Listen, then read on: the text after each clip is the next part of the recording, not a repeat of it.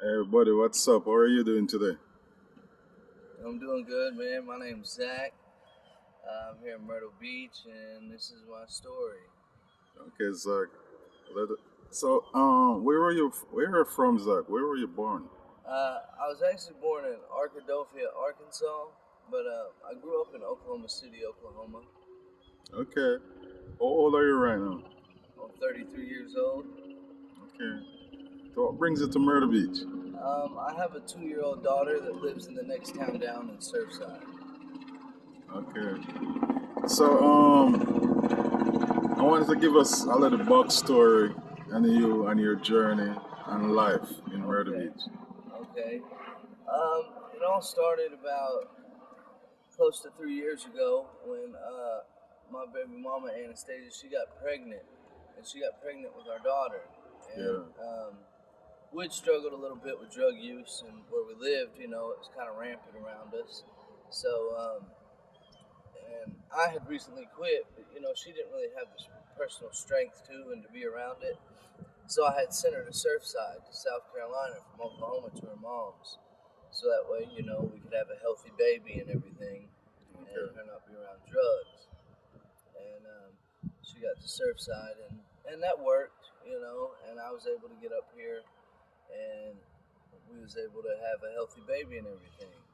And then not soon after we had our daughter, her mom just kind of up and nowhere, out of nowhere, kind of kicked me out because she felt like I wasn't giving her enough money or whatever. I was giving her as much as I could, but she felt like I wasn't giving her enough.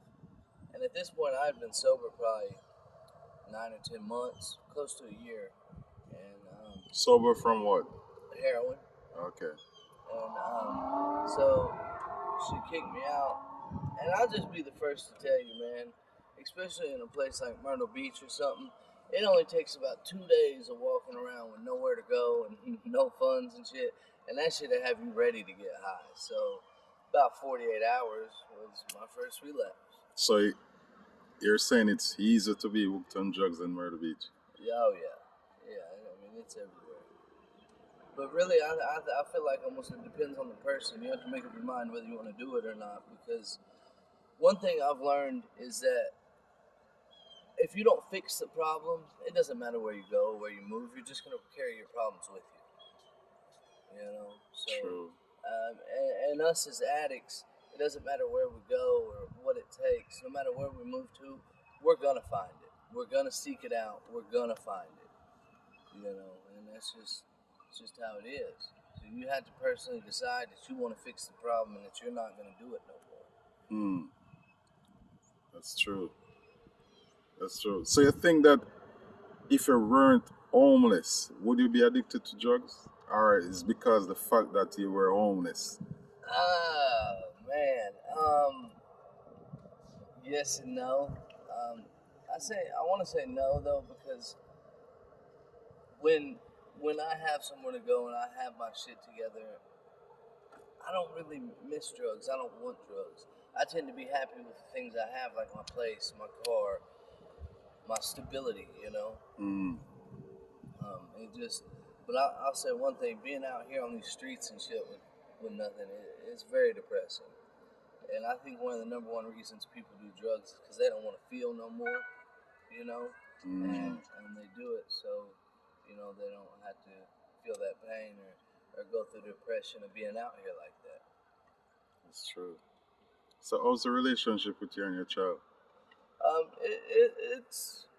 It's okay. I'll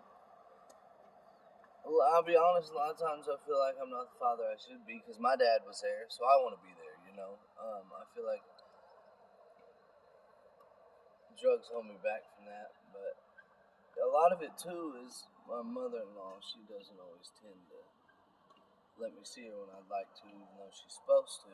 But it is what it is.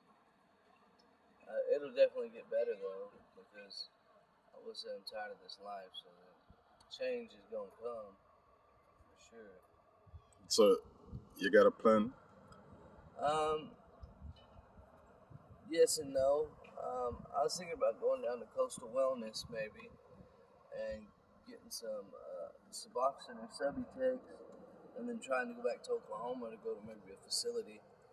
But I'm waiting on my baby mama, of course. You know, living this life, you go in and out of jail, so I'm actually waiting on my baby mama to get out of jail right now. So I'm supposed to get out today. So, I mean, it's just one thing after another, you know. Well, I feel you in that. I feel it.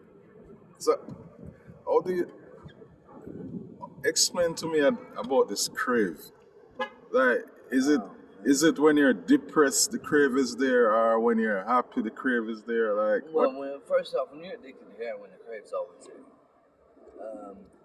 And it's a mean crave. It's a relentless crave. It doesn't let up, man. And it'll be there every few hours, man. Every few hours? Yeah, it's, you know, like the stuff you see on TV, people like freaking out, shaking, saying they need to get, man, that's real, bro. That is real. It's one thing they didn't exaggerate about in the movies and stuff. Heroin, yeah, it's a mean drug. It's a nasty drug. What keeps you going back to it? I think the physical addiction, a lot of it's mental, but I mean, the physical addiction, man, when you go to get off of it and you don't have it, your body hurts, bro. Hurts. So that's what keeps you going back. Yeah. Quench the pain. Yeah. Plus, I've been shot twice and stabbed like 12 times, so. 12 times? Yeah, man. In the streets? Yeah, these guys kidnapped me, man. Kidnapped me and tortured me for 3 days, bro. When I finally escaped, I was butt naked. That's a different story for a different time. Yeah, definitely. Yeah, definitely. We do that a different time. I might give you the exclusive on that one, too. Yeah, that's definitely a different time. Yeah, it's so at a regular night in the street, a regular day in the street. What's your regular day like in the street? Man, what's your goal? Ever since I lost my job, a regular day is you got to get up, you got to go to the store. First, you got to try to steal you something to eat, man. After you steal something to eat, then you got to try to. I don't like fly a sign or nothing. I just talk to people, man. I feel like you do better that way. Have a personal conversation with somebody, look them in the eye. And I got to try to ask people to wash some windows or wash the car or something for a little bit of money to get by through the day. But it's just horrible because most people are rude. They tell you no.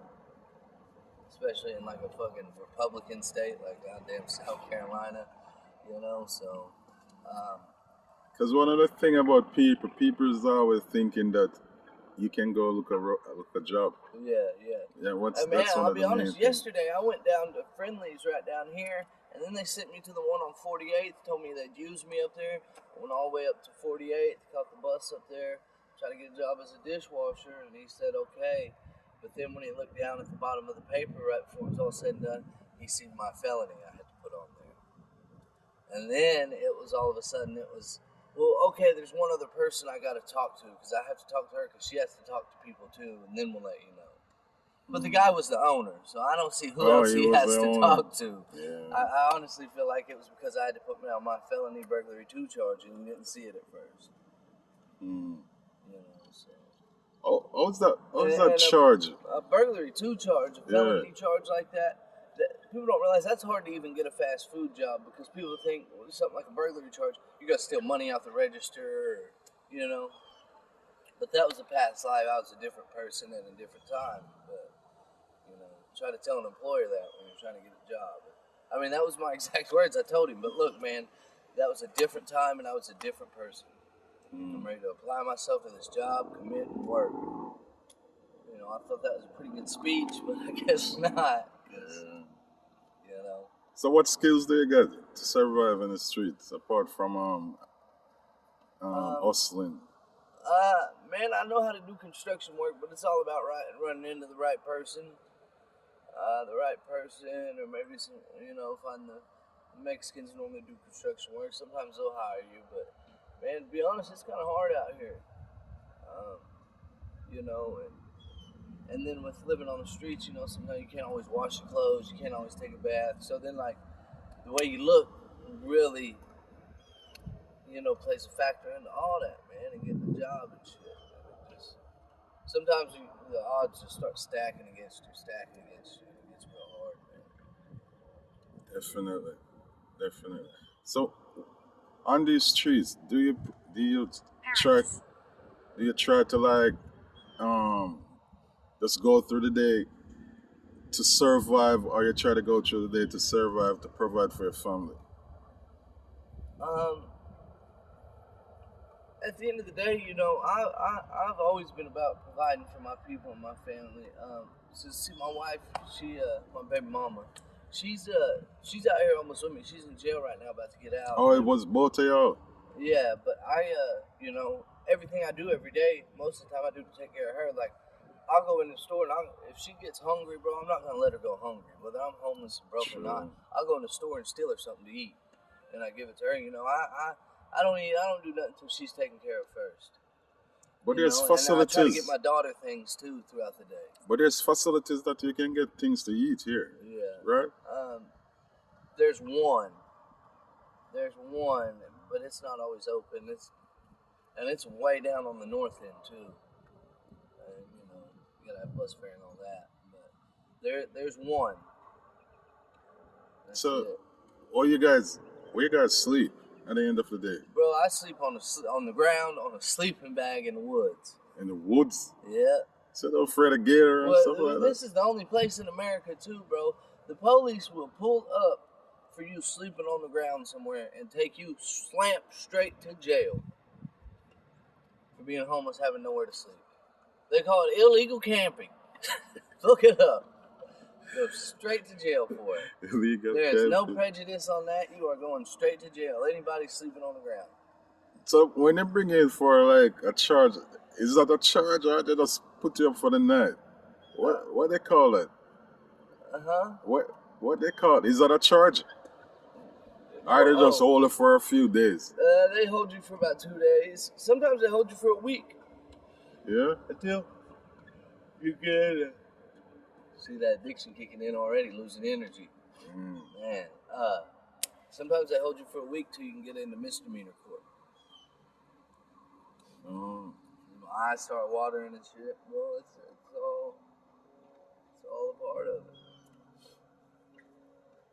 It's It will get better, bro. Huh? But it will get better. But Yeah. guess what?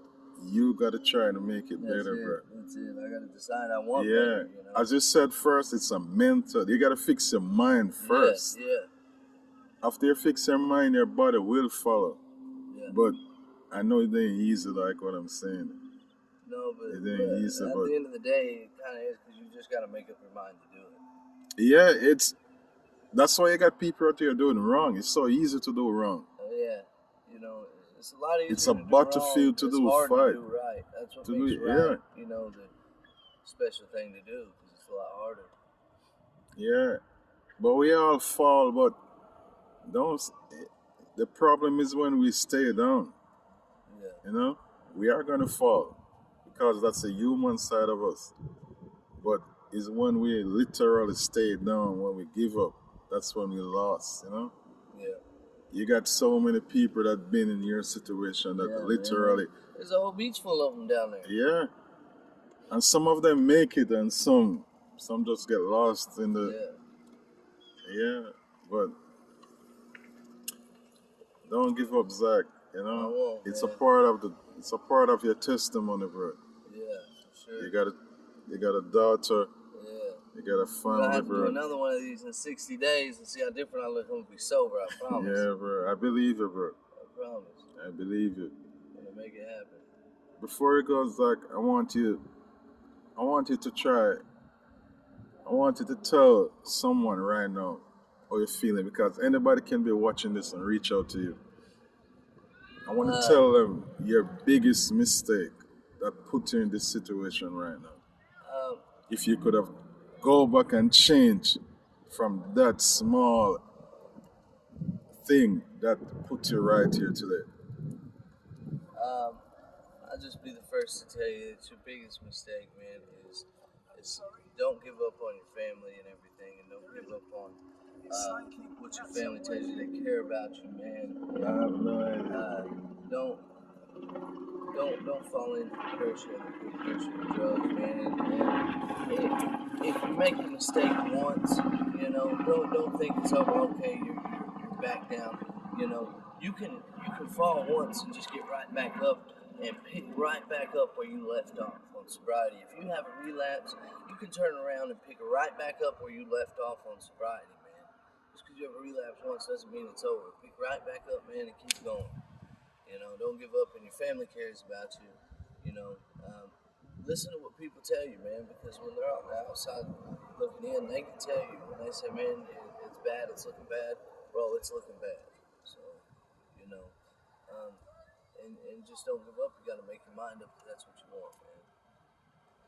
Appreciate it, God Zach. bless y'all. My name's Zach.